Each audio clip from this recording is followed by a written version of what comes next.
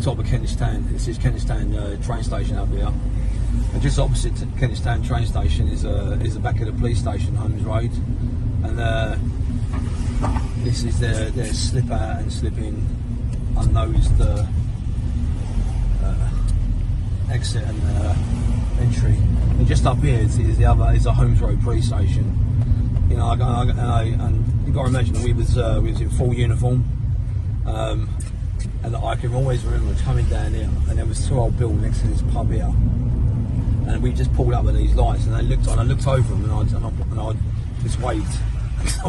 I had all my police out on, all the police regalia, and they just waved back at me. And it was, you know, once they wave back at you, your confidence goes up as well, because you know we're pulling it off now. You know, we've got the bands, we all look the part, and then, you know, to all intents and purposes, we're old Bill. You know, and we've just been acknowledged by the real old Bill that we're old fucking Bill. So it's great. So my confidence was up. You know, we've trained and gone through this and walked through it for weeks and weeks and weeks. And I knew that the minute I got out of this van, I was 100% old Bill. I was a fast response robbery commander, or whatever it was. But I was going to take possession of that place at any cost. You know, and now we're only 3 minutes away from that gaff, and this is where all the faults. You know, you got 2 voices in your head. There's a good voice that's very quiet, and it's saying that, you know, you don't need to do this.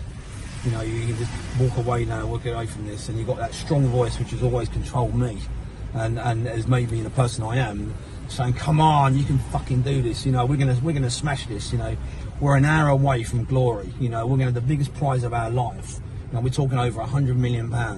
We're gonna be walking away with tonight." And you know, all of a sudden that voice that's really quiet is just disappearing. You know, just, and it's gone. You know, and all of a sudden the animal in you, you know, wants to do this. It just takes over, and you just become really calm. You know, you're really psyched up, and you know, I can remember thinking, I don't care how many security guards there are, what I've got to come with, we are going to walk out of that place tonight with the prize, regardless.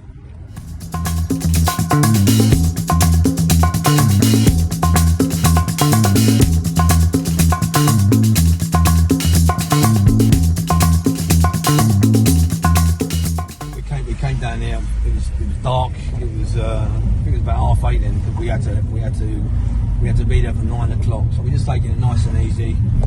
The guys we had hired 5 guys from South London. They were parked over there. Picked them up.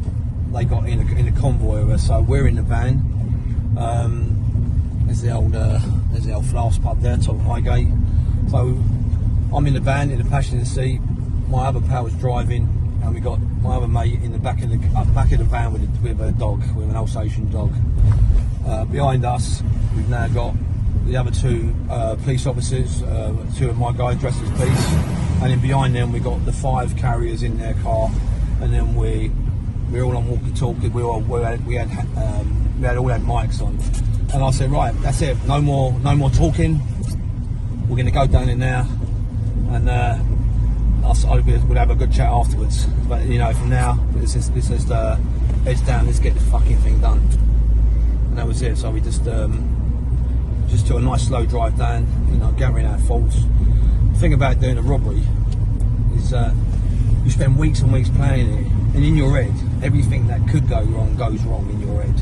So you go through every eventuality, and normally the day of the robbery, you're as calm as a cucumber, because normally your fear of what you go through for 3 or 4 weeks out, you know, when you're playing a job, is not as worse as the reality of actually going and doing the job. And that's what I've always found. You know, when I got to this point, I was calm. You know, we was all like really the picture of equanimity, I would imagine. You know, we all kept our thoughts to ourselves, but you know, this was a point of no return. You know, once we got down the bottom of the hill, and we was going up Kentish Town, the game was afoot, so to speak. We were ready for war.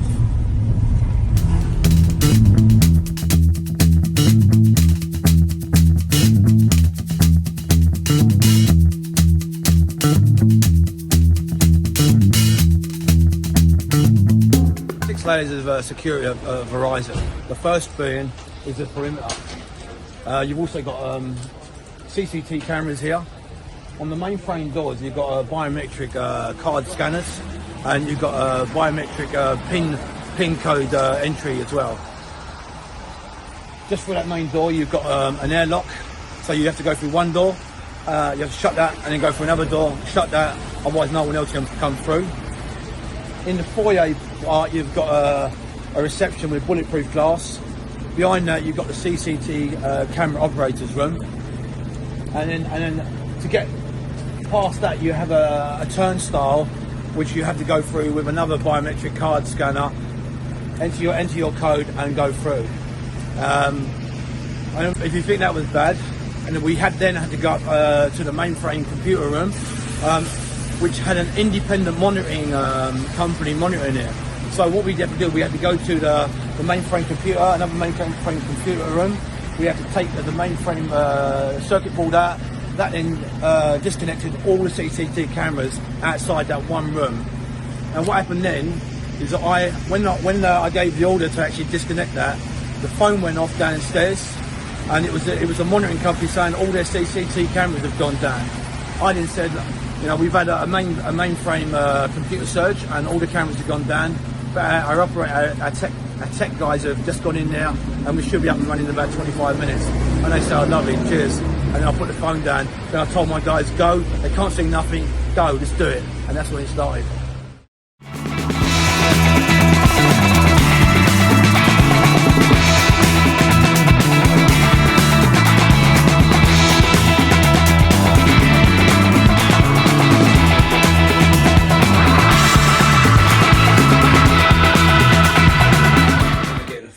One evening, and it was a friend of mine who's a fixer. He's from Ireland, and he's well connected in Ireland, England, and America. And he said he had a consortium of bankers or people in that sort of nature that wanted some information retrieved. So and I said, what is it? And he said, look, can we have a meet? And I went down and met him, and I can remember going over to Hampstead near the ponds, and I met him, and then he laid it out for me. There was a load of information on some motherboards in a data facility in King's Cross, one of the biggest data protection facilities in Europe at that time, run by Verizon. JPMorgan was part of it. And all the major banking, you know, people had data in there, and motherboards and everything else. And he asked us if we could go in there and retrieve it. At first I said, yeah, no problem. And he said, but there's a little catch. You know, as I said, it's one of the, it's heavily fortified. It's got one of the most sophisticated security systems in the world.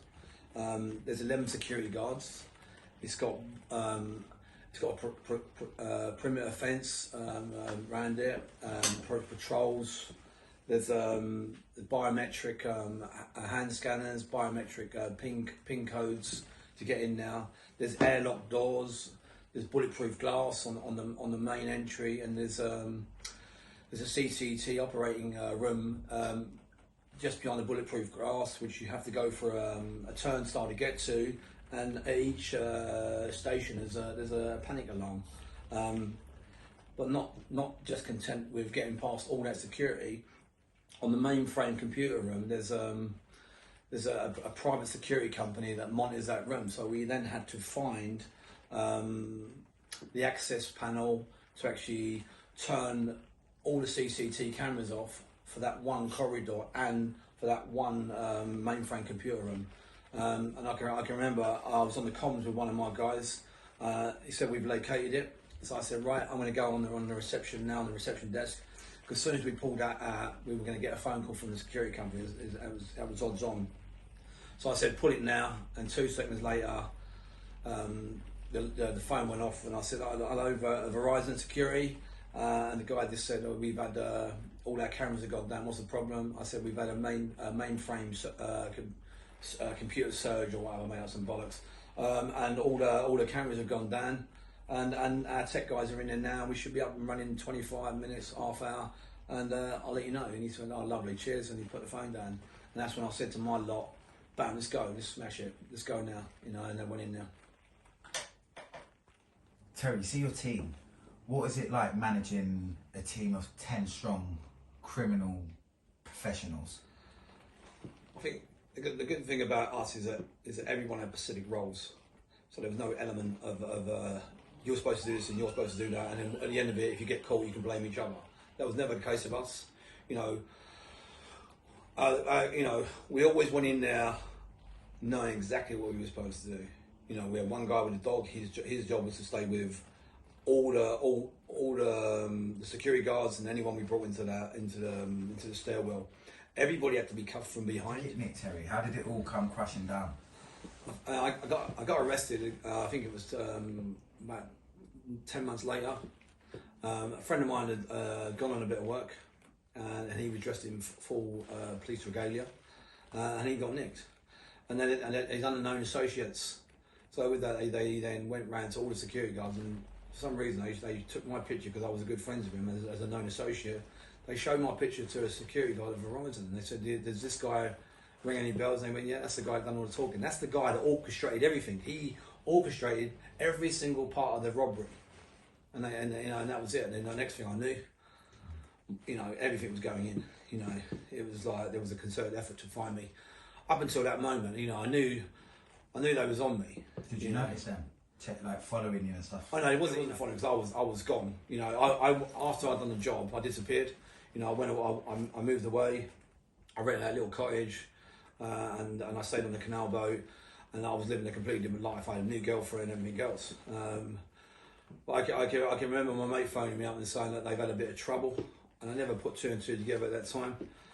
All I remember is I was in my girlfriend's house, and I was on the top floor, it's 4 stories high, and I always wake up, this old habit of mine, I wake up at 5:30 in the morning, and I was fully dressed, t-shirt, just a t-shirt on, my trainers and my jeans, and my top was on the side, and I always have a swag bag. I had 30 grand in it on the side, a little rucksack that I always got money, and I can remember waking up and I went out, I was going to have a cigarette on the balcony, and as I looked over, I saw a bird and a geezer walk past, and I thought, they just don't look right. The way they were moving, it didn't look right.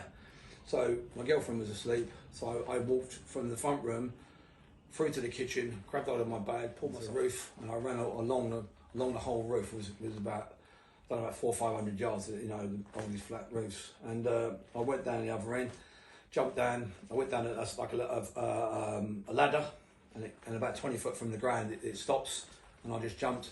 And as I walked across the road, I saw about 20 guys coming from nowhere, all going into the place where I was living, all going full bollocks in there. And then with that, I just thought, the something's not right, and I disappeared. And then I was on a run there for about 10 months. I never went back to London. You know, I used to come down occasionally to see my friends or family. But I reinvented myself. I was going to the gym as a gym instructor, and just keeping a low profile. You know, having a thoroughly good time, spending some money, and meeting really new people. But you know, my whole life completely changed. You know, I was leading a different life. I don't know if you remember in 2006, 7, 8, 2006 and 7, Ireland, through the prime mortgages, that they were awarded, you know, billions and billions of pounds to do a building infrastructure there, and most of the information that we took from Verizon was actually associated with all the loans that were giving out to Ireland, and I think that's one of the reasons we were hired to actually go in and get them motherboards, because at that stage, you know, 2008 was when the banking crisis went down. When it hit. All right, Terry, what was it like for you when you're facing 20 plus years in prison, and you know you're going to get these sort of substantial prison sentences? What's it like when they're throwing deals at you, telling you we're going to let you go?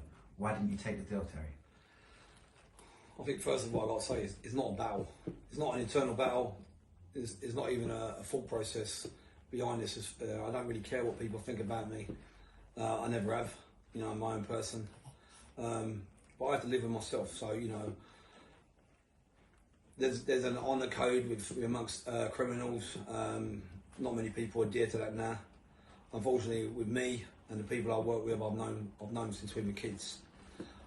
I don't think I could live with myself. I know I could live with myself knowing full well that I'd gone on a bit of work with someone, and because I got caught, and I was going to take them on a 20-year journey with me because I didn't want to do it on my own. That would be unforgivable.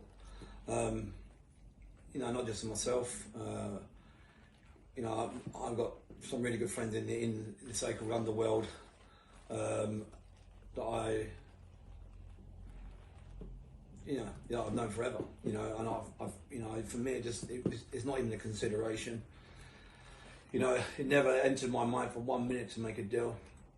So you know what? It's just not in me. I think, you know, anyone that knows me would know that I would never, you know, I would never go back on my word. You know, I'm a man of my word. Yeah. And that's what it does. That's what happens in the criminal world. Yeah. We are men of our words. If we say it, yeah, we can only be held accountable to our word, isn't it? Yeah, you know, I don't think there's not a conflict mentally with me to, you know whether I'm going to go and see my kids. That never even entered the equation. I think the fact is that if I do anything, then I know the consequences. I know the consequences of my action at any one time. Yeah. You know, so if I'm going to do something, and I ask people to come in on them bits of work with me, you know, it wouldn't even enter my mind to grass them up, because I know they wouldn't do it to me. That's right. You know, but it's just something I could never live with if it ever happened. It would never happen anyway, because that's not how we're made. What happens to people that go on bits of work and then they talk? What happens to people like that? Do you know what? No one's ever put me in the shit. So I wouldn't know. You know, I know that people go missing. I know that people get killed for talking out of school. But you know what? It's never happened to me because I've always chosen the people I work with, and I said that we're lifelong friends. So there's never ever in the back of my mind, if any one of my guys ever got nicked, I know for a fact that not one of them will say nothing about me, and vice versa. It's having the right team around you, isn't it, Terry? It's the A team, brother. Yeah, that's right. Yeah.